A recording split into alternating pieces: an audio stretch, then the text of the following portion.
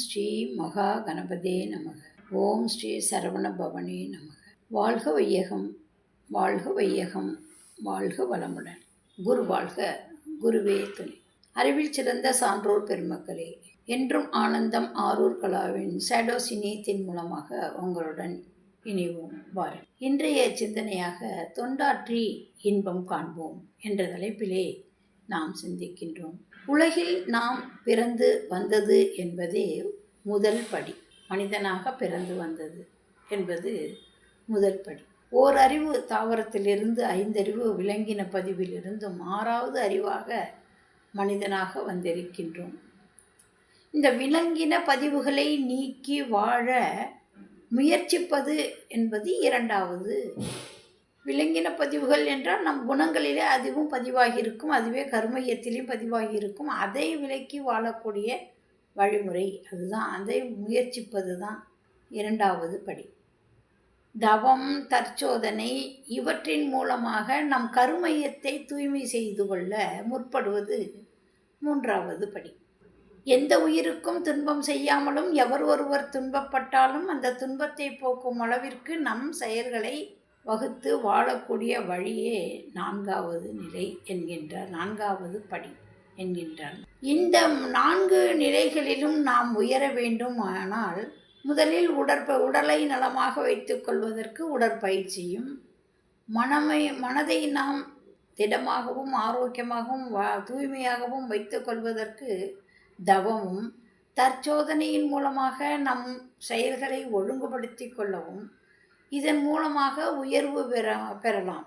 அப்படி நீதி நெறி உணர் மாந்தராகி வாழும் நிலை உணர்ந்து தொண்டாற்றி இன்பம் காண்போம் என்கின்றார். இந்த நிலைகளிலே நாம் பக்குவப்படும் பொழுது நம் நீதி நெறி உணர் மாந்தராகி வாழும் நிலை உணர்ந்து தொண்டாற்றி இன்பம் காண முடியும் என்கின்றார். நீதி என்றால் என்ன? இறை நீதி. அது செயலுக்கான விளைவுகளை கொடுத்து கொண்டே இருந்து கொண்டிருக்கின்றது. நெறி என்றால் அறநெறி. அறநெறி வாழ்க்கையில் வாழ வேண்டும் என்பதும். இப்போ ராமகிருஷ்ணர் பரமஹம்சர் விவேகானந்தருக்கு தீட்சை கொடுத்திருக்கின்றார். சாரதா தேவியோ 1800ஆம் ஆண்டு 1000 பேருக்கு கூடுதலாகவே தன் அறிவாக உயிராக இருக்கக்கூடிய அந்த உயிரை உணர்த்தி தீட்சை கொடுத்து இருக்கிற முதல் பெண்மணி என்ற பெருமைக்குரியவரும் சாரதா தேவி அம்மையாரே. ராமகிருஷ்ணரின் மடம் அறத்தை வளர்க்கவே உருவாக்கப்பட்டது. நலிந்தோருக்கு உதவி செய்தல், மேம்பட செய்தல், அந்த உயர்வை ஏற்படுத்தி கொடுப்பதற்காக விவேகானந்தர் பல சோதனைகளை கடந்தே அதை வெற்றியும் கண்டார். அப்போ இன்று பட்டி தொட்டிகள் எல்லாம் இப்போ ஆன்மீகத்தில் எப்படி வாழ வேண்டும் என்ற முறையை கற்றுக் கொடுப்பதிலே நம் மனவளக்கலை மன்றம் என்று சொல்கின்ற அந்த மகரிஷியினுடைய கோட்பாடுகள் இப்பொழுது உலகெங்குமே மகரிஷியினுடைய கருத்துக்கள் சென்று மக்களை விழிப்படைய செய்து கொண்டு இருக்கின்றது. வாழ்க்கை தத்துவம் அப்படின்னு சொல்லக்கூடிய 12 படிநிலைகளை நமக்கு கொடுத்திருக்கின்றார் மகரிஷி.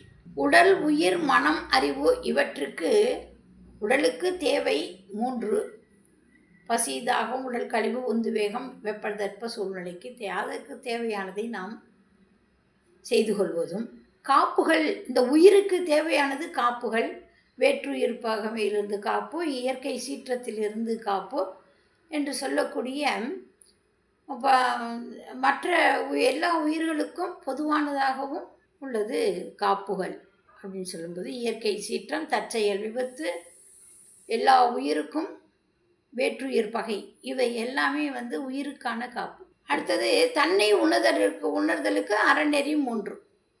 அந்த உணர்தல் என்ற ஒழுக்கம், கடமை, ஈகை என்று சொல்லக்கூடிய 3. அறிவுநிலை படிகள் அப்படிங்கும் பொழுது தன் நம்பிக்கை, விளக்கம், முழுமை பேறு இவற்றின் மூலமாகவும் நாம் நம் வாழ்க்கை முறையை அறநெறியோடு வாழ முடியும். அப்போ ஒழுக்கம் என்ற நிலையிலேயே எண்ணம், சொல், செயலால் தனக்கோ பிறருக்கோ தற்காலத்திற்கோ பிற்காலத்திற்கோ உடலுக்கோ மனதிற்கோ துன்பம் செய்யாமல் வாழும் பொழுது நாமும் அப்படி வாழ்ந்து நம்மளை சார்ந்தவர்களையும் நாம் வாழ வைக்க நாம் பழகி அவற்றை நாம் செய்வதே அதுவே நமது பெரிய தொண்டாகும் என்று கூறி, தொண்டாற்றி நாம் இன்பம் காண முடியும் என்று சித்தர்கள், மகான்கள், அறிஞர்கள் நடத்தி சென்ற வழியிலே நாமும் வாழ்வோம் என்று கூறி இந்த உரையை நான் நிறைவு செய்து கொள்கிறேன். வாழ்க வையகம், வாழ்க வையகம், வாழ்க வளமுடன். நன்றி, வணக்கம்.